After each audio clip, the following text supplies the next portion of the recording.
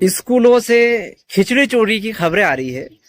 चावल बच्चों मासूम बच्चों को जो आते हैं, लेकिन आगे की जानकारी ऐसी मिली है कि जो इनका मुखिया है, माफिया है, स्कूलों से खिचड़ी जो चोरी करता है, वो खुद अनाज नहीं खा सकता है ना। सैकड़ों एकड़ जमीन जायदाद का मालिक है, करोड़ों की संपत्ति है, लेकिन अनाज है ना, वो खिचड़ी चुरा कर वो जो चावल है, वो चोरी के चावल भी इसको मुहैया नहीं है, मतलब नहीं खा सकता है। ऐसी जानकारी मिली है ना, बीमारी वगैरह जो भी मसले लगे हुए हैं।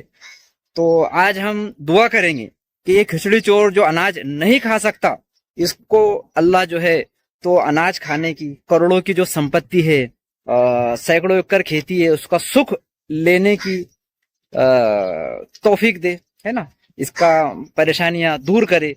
ये एक हम रमजान के मुबारक महीने में दुआ कर रहे हैं। नाम तो मैंने किसी शख्स का लिया नहीं, तो एडवोकेट अब्दुल रफीक सेठ साहब कोर्ट में जाकर मतलब पहले तो पुलिस स्टेशन में जाकर रिपोर्ट तो लिखा नहीं सकते, है ना। क्योंकि मैं तो ये नहीं कह रहा हूँ कि भाई एडवोकेट अब्दुल रफीक सेठ साहब जो नांदोरा तालुक का, नांदोरा शहर, नांदोरा जिला बुल्डाना महाराष्ट्र के रहवासी है, बहुत बड़े एक अपने आप को नेता बताते हैं, है ना। अब इनके बारे में आप देख लीजिए कि इनके सोशल मीडिया पोस्ट वगैरह है ना, जरा सी कुछ किसको गुलदस्ता दिए या खुद ही जो है मतलब इनका बच्चा वो वायरल करते बैठा, तो इनके पास में 4 कार्यकर्ता भी मुझे दिखाई नहीं देते हैं। तो अब कैसे है, देखिए हम डेमोक्रेसी में रह रही है, जमहूरियत के अंदर हम रह रहे हैं, तो सवाल पूछना तो कुछ अपराध नहीं है ना। और अगर सवाल पूछना अपराध है तो सीधा पुलिस स्टेशन में पहुंच जाओ, जाके रिपोर्ट लिखा दो। वहीद खान के डाक की वहीद खान ने सवाल पूछा कि भाई इनके 4 कार्यकर्ता है कि नहीं है। इनकी ट्रस्ट है, कई स्कूल है, मस्जिदिया है ना, मौलाना आजाद चांदूर के अंदर भी है, गोंदापुर वडनर में भी थी, है ना, गर्ल्स ये वो क्या क्या बहुत कुछ इनका है। तो जानकारी ऐसी मिली है, ऐसा बताया जाता है कि प्रोग्राम वगैरह के अंदर जो है तो इनको ही बड़ापन दो, बाप बेटे को गुलदस्ता देगा, बेटा बाप को गुलदस्ता देगा, है ना, ऐसा चर्चा में है। तो ये बात सही है क्या? और ये सवाल पूछना गुला है तो सीधा जाओ पुलिस स्टेशन में जाके वहीद खान के नाम की रिपोर्ट लिखा दो, बाद में कोर्ट में जाके मानहानि भी कर देना ना। करोड़ों करोड़पति है तो मानहानि भी तो करोड़ों की होगी ना। चलो, इसके अलावा जानकारी ऐसी मिल रही है कि स्कूलों के अंदर जो टीचर्स है ना, इनसे घरेलू काम करवाए जाते हैं, झाड़ू पोछा, सब्जी तरकारी, जो प्यून वगैरह है या फिर क्लर्क बाबू, इनसे ऐसा शादियों के अंदर एक टीचर ने प्याज नहीं काटा तो उसको हेडमास्टर से हटा दिए, ऐसी जानकारी मिली है। तो ये एक जानकारी क्या सही है क्या, ये मैं जानना चाहता हूँ। और ये सवाल पूछना गुनाह है तो सीधा पुलिस स्टेशन में भागो, वहीद खान के नाम की रिपोर्ट लिखा दो, बाद में मानहानि कोर्ट में कर देना, ठीक है। और टीचरों से जो है उनकी जो पगार आती है, वो पगार में से हर महीना हफ्ता वसूली की जाती है एडवोकेट अब्दुल रफीक सेठ साहब की तरफ से, है ना।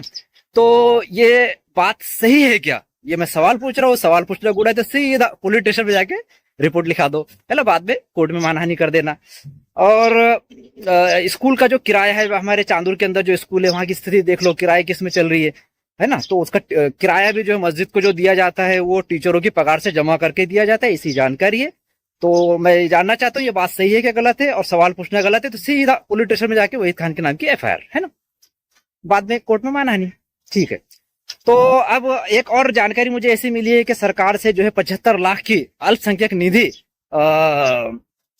इन्होंने हासिल की है, लेकिन वो उसमें भ्रष्टाचार हो गया कुछ, मतलब जैसे डेवलपमेंट हमें दिखाई नहीं दे रहा है। तो ये बात सच है क्या, सही है क्या? मेरा सवाल एडवोकेट अब्दुल रफीक सेठ साहब की खिदमत में, सवाल पूछना गुड़ा है, सीधा पुलिस स्टेशन पे दौड़ जाओ, जाकर वहां पर वहीद खान के नाम की रिपोर्ट लिखा दो, मानहानि कर दो, ठीक है।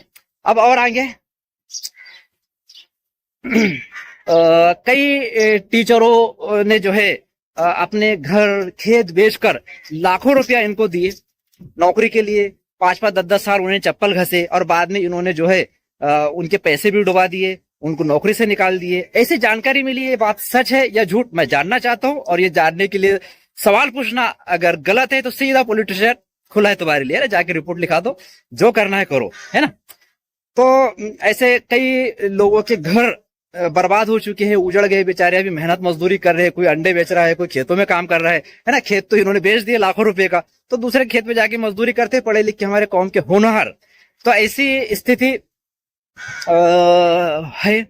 अपनी समाज के साथ में इस तरह का, नौनिहालों के बच्चों की, स्टूडेंट के साथ में इस तरह का व्यवहार हो रहा है, तो मैं हमारे अल्पसंख्यक के जो प्यारे खान अभी बहुत मशहूर हो गए हैं, इनसे भी इस वीडियो के माध्यम से रिक्वेस्ट करना चाहूंगा कि यहाँ पर जो मैंने सवाल उठाया हूँ, जो चर्चा में है बातें, ये 75 लाख का मुद्दा है, टीचरों से हर महीने पगार में से लेना, फिर वो जो सुविधा स्कूल में मिलनी चाहिए, ग्राउंड नहीं है, किराए की जगह पर स्कूल चला रहे हैं, है ना, जो भी नियम का उल्लंघन कर रहे हैं, तो इसकी जांच होनी चाहिए और कड़क कार्रवाई होनी चाहिए। कौम के नाम पर जो कौम को लूट रहे हैं ना, खिचड़ी चोरी की भी जानकारी आ रही है ना, तो वो सीसीटीवी वगैरह चेक करो।